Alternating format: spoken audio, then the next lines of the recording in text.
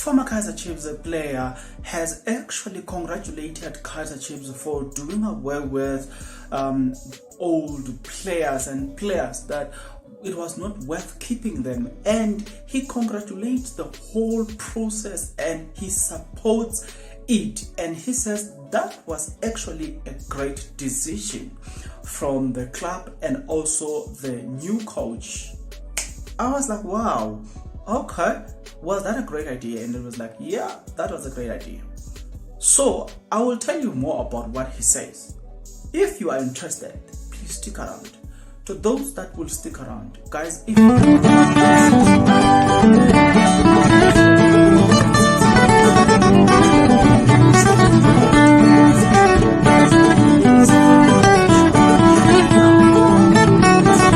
of your time. He was speaking to ikikoff.com and he was asked the question of, as a former Kaizer Chiefs player, what's your take about the fact that Kaizer Chiefs have released all these, it's about 10 players that they have released. What's your take about that and the rebuilding phase? He has this to say.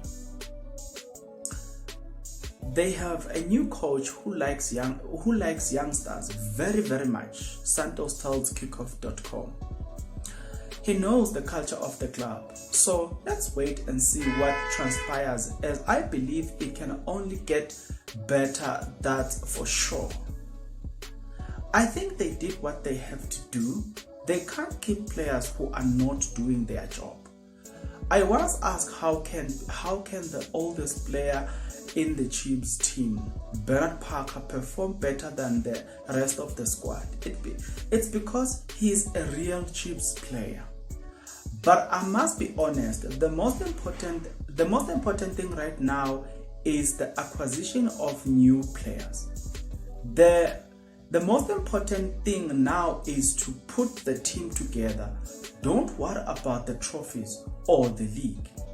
It's a season to rebuild, but it can't take the entire season to achieve something, because you know when you have a lot of new players, it takes time for them to become one unit. We're gonna be fair, give them a chance and see what happens.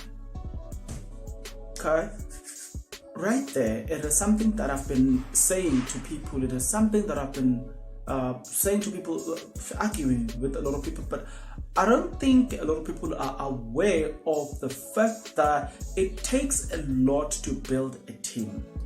It's not an overnight job. It's not an overnight success, even if you have signed the best players.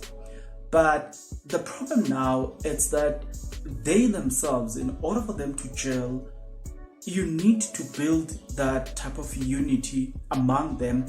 They need to understand their personalities and they need to start understanding. I'll give an example.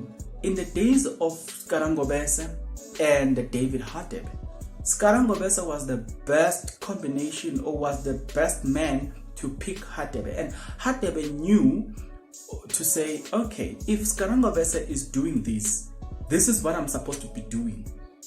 So Skarangobese will put a ball in a very compromising position for the opposition. Now he will put the ball in between the defenders and the goalkeeper, knowing that if I put the ball here, David Hadebe will get the ball first.